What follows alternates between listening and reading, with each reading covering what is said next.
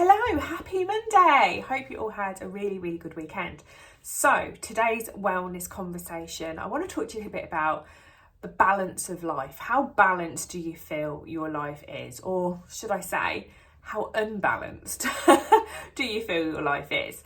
Sometimes life can get a little bit chaotic, it can get a little bit crazy, it can get a little bit busy, and we can feel like we are out of balance.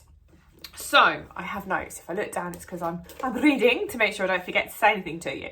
So I really want to talk to you about how you possibly could be feeling if you're out of balance. So I'm going to give you 6 signs for you to look for at your own life to see if you are out of balance or not.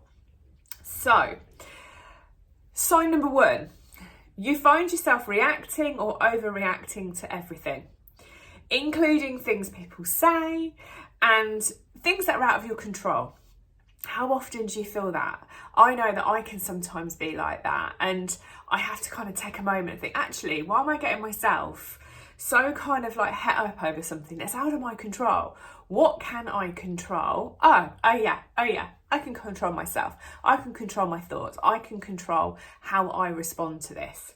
Number 2, you have lingering, ongoing and possibly unidentified health issues such as fatigue and or symptoms that change regularly.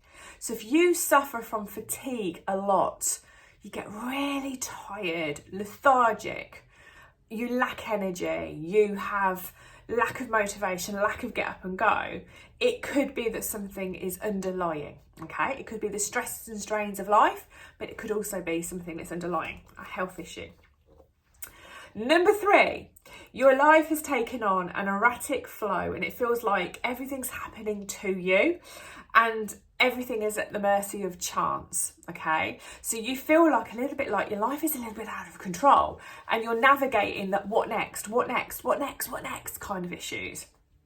Number 4, every little thing becomes an emergency in your mind. And I've known people over the years that literally, and sometimes I sit there and think, oh, really? But they honestly feel that everything is a bit of a drama. Everything's a bit of an emergency. And it's kind of like, well, how is that an emergency for them?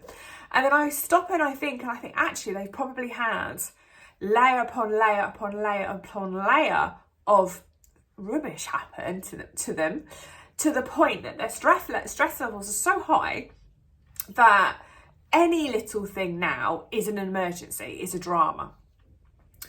Number 5, your business is struggling. Clients are cancelling.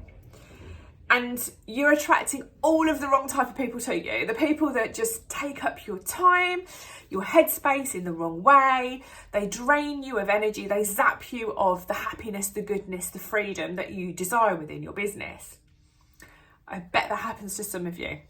Again, I know in the past, a long time ago, when things were more out of my control, where I was sharing control with other people to a degree, I often felt that there was a much higher uncertainty level than when I eventually went back to just working for myself, when I was in full control of the situation.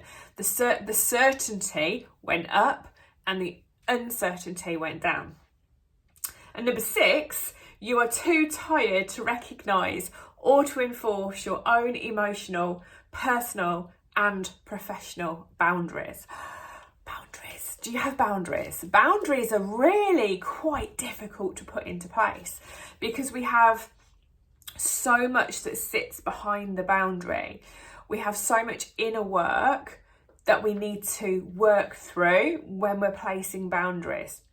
Because if we don't believe the reason of the boundaries is good enough, is the absolute best thing for you and for your clients, then it's very difficult to kind of quantify that boundary. Okay, it's really easy to move the boundary. So when you're placing boundaries, sometimes you do actually have to do a lot of, how does it make you feel when you place that boundary? What are you worried about? That kind of conversation. So when life is a little bit crazy and you find yourself out of balance, those six signs could be resonating with you. There might even be other signs that, you know, you feel and have resonated with you in the past when you've listened or you've read or you've chatted with friends and you think, God, I feel really imbalanced in this situation, or I feel at the moment blah blah blah blah blah, whatever it is. So there might be you might have your own personal experiences of what it feels like for you to be out of balance. These are just 6 really common signs. So what can you do? What can you do when you feel like you're a bit wizzy, a bit whirly, a bit out of control, out of balance, out of sync, feeling kind of highly strung, feeling a little bit emotional? What can you do to help you? Number 1, slow down.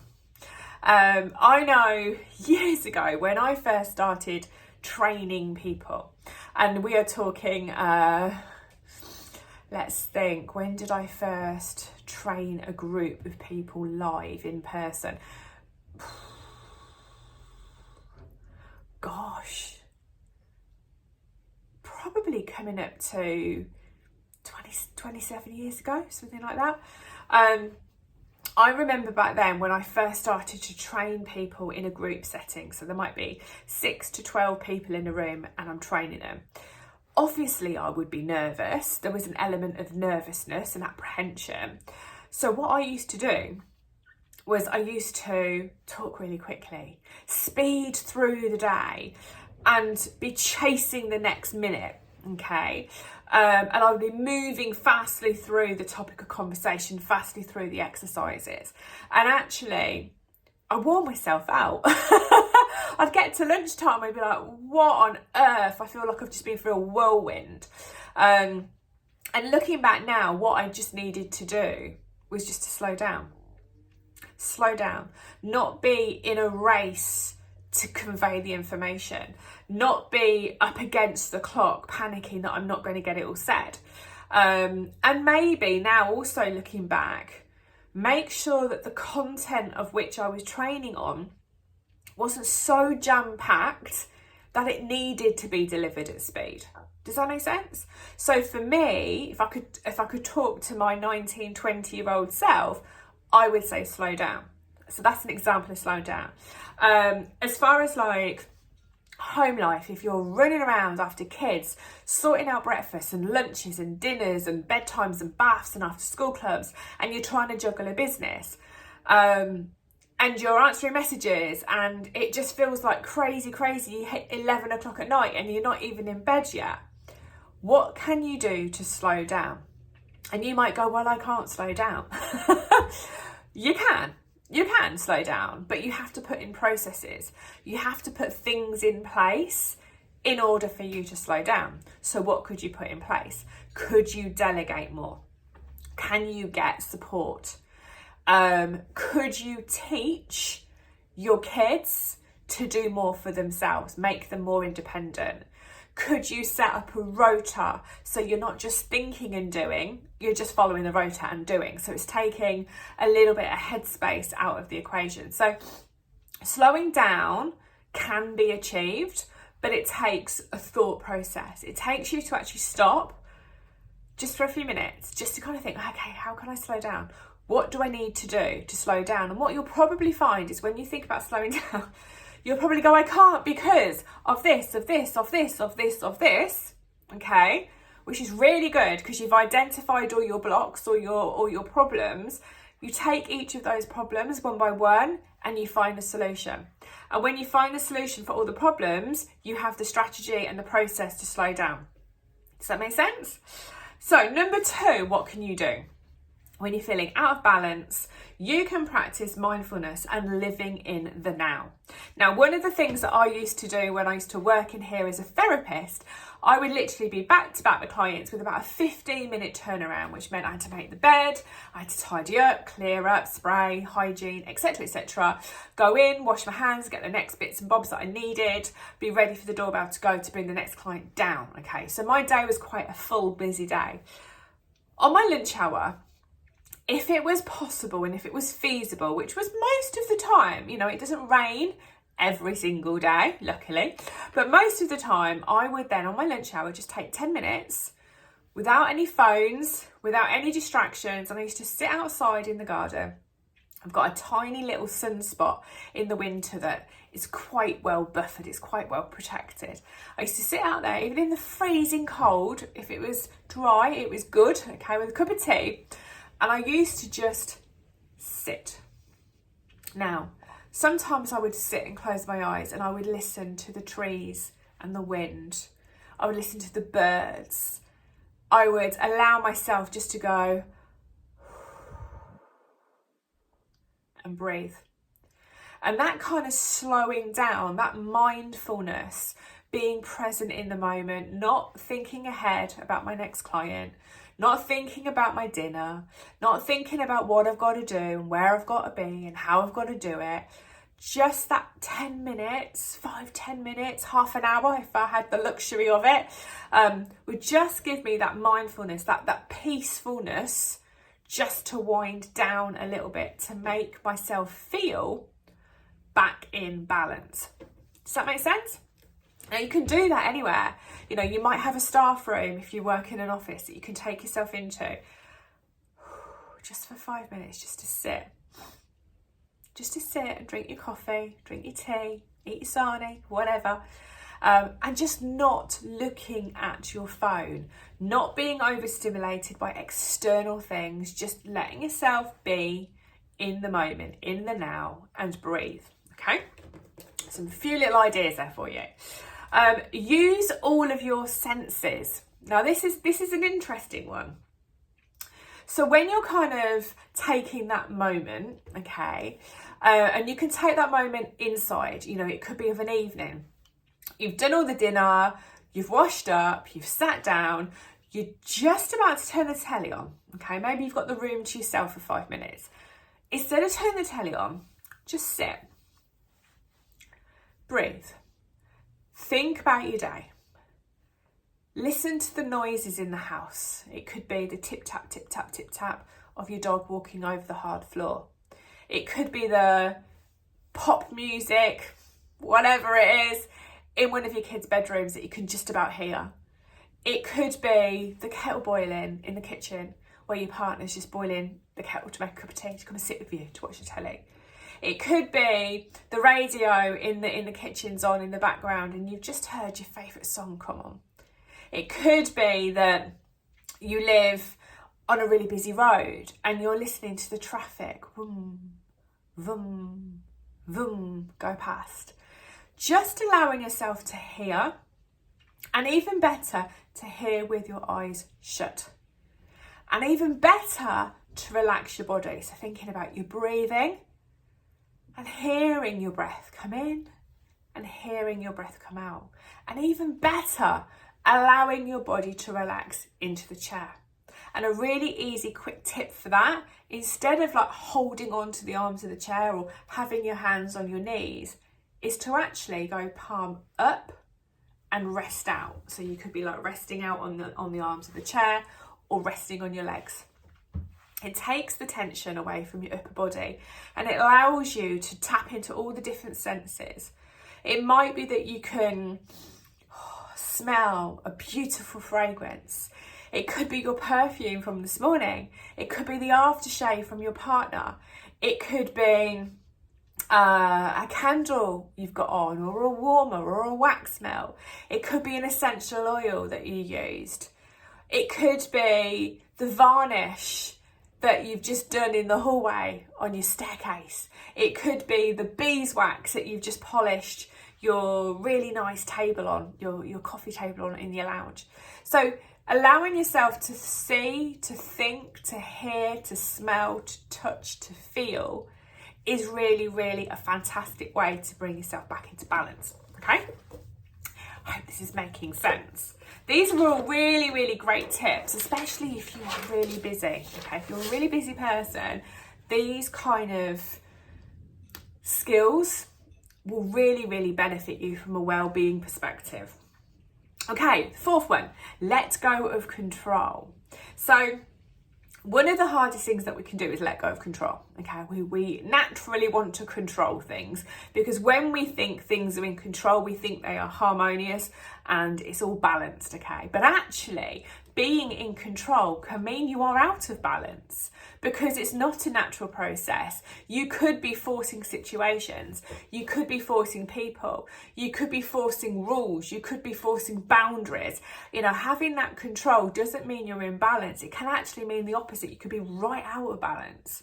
So letting go of things that actually you can't control, even if you wanted to, as in somebody else's state of mind, somebody else's thought processes, somebody else's will, somebody else's desire, somebody else's need, somebody else's want. You can't control that. Yeah? It could be letting go of control. It could be letting go of strict boundaries at tea time that ends up winding everybody up and everyone gets stressed, everyone has a grumpy evening because of the boundaries that you want to enforce. Do they need to be enforced? Are they serving you? So really kind of think about what you can let go of that doesn't actually serve you, okay? And make room for the things that do serve you, okay?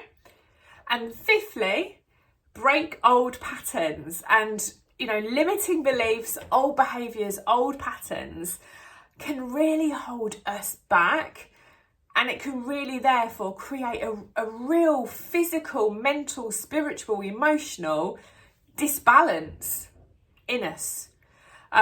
So if you have got patterns of behaviour that you are aware of that upset other people, that eventually backfire and upset you, if you've got patterns of thought processes, behavioural thought processes, where as soon as this happens, this is your automatic response. So you don't ever think, I need to stop thinking like this. I need to think of this in a different way. You automatically go into the pattern that you've always thought.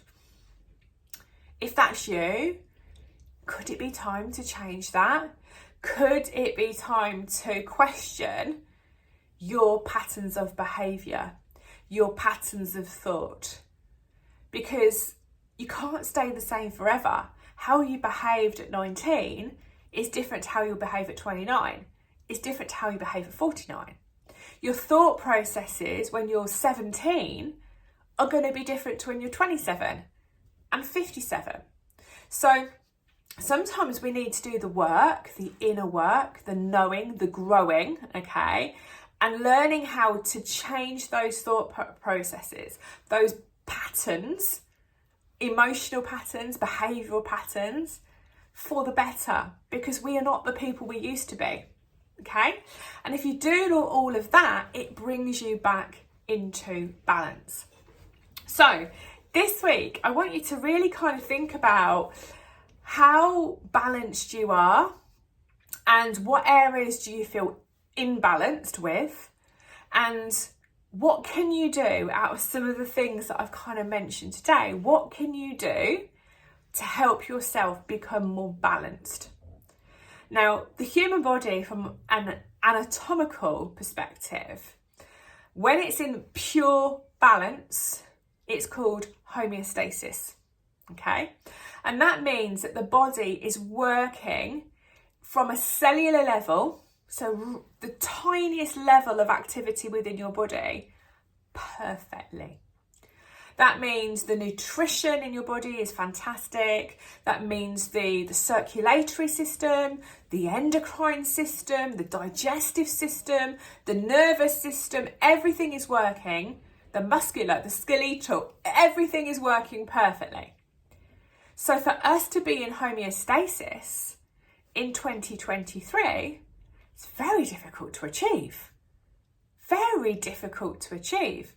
But it can be achieved to a certain degree if we are looking after ourselves, if we are keeping ourselves in balance, if we are spiritually balanced. That doesn't mean religious, it just means our philosophy of life is balanced. We're happy with our morals, our principles, our belief systems, and so forth. If we are emotionally balanced, if we can deal with what comes our way in a positive way that doesn't send us down the drama or the emergency route and the stress route continuously, we can be in balance. If we are physically in balance, so we're getting enough sleep, we're having enough water, we're eating the right food, the nutrients, the vitamins, etc., we can be more imbalanced. And if we are looking after our mental health, if we're taking time to slow down, to digest the day, to kind of come up with strategies and processes to help us navigate life, then we will be more balanced. So this week, have a really good think about how you feel, yourself personally, and perhaps even if you want to go one step further, how do others that circumnavigate us potentially feel when we are out of balance, so when our behaviour changes because we're out of balance, in comparison to when we're really feeling balanced, how do the people that circumnavigate us then feel about us? Food for thought. So have an amazing week, and I'll see you next weekend.